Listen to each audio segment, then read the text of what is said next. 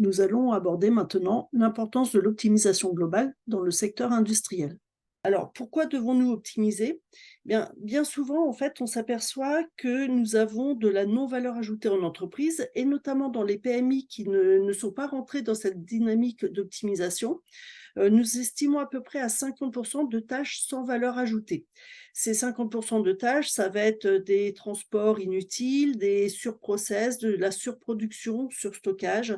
Enfin, on a plusieurs types de gaspillage qui représentent quand même une somme assez importante.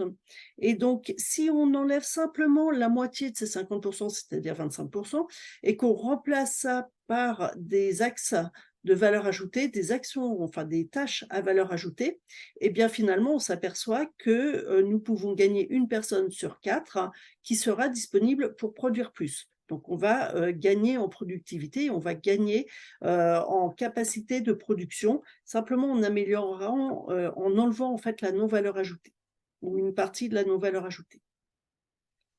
Ce que l'on sait aussi, c'est que la plupart du temps, on a du surstockage. Il est estimé en fait, les coûts de stockage sont estimés entre 15 et 30 d'une valeur moyenne en stock, la valeur annuelle.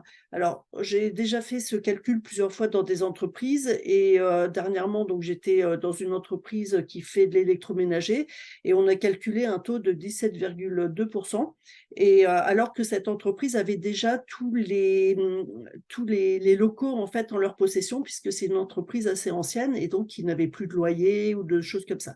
Donc les 15 à 30 sont avérés. Alors le problème du surstockage, c'est que finalement on paye le stock, ce qui nous mange de la trésorerie, mais on n'a pas encore de rentrée d'argent puisqu'on n'a pas utilisé ce stock et on ne l'a pas revendu. Donc si on baisse ce stock, ce niveau de stock, on va gagner mécaniquement en trésorerie. On va aussi avoir une sécurité améliorée puisqu'on va mieux maîtriser nos emplacements. On va gagner de la place et cette place-là, on peut le retransformer en process à valeur ajoutée et on va mieux maîtriser nos approvisionnements. On a aussi des process complexes. On estime qu'en gros 99 des dysfonctionnements sont liés à des problématiques de process qui sont peu ou mal maîtrisés.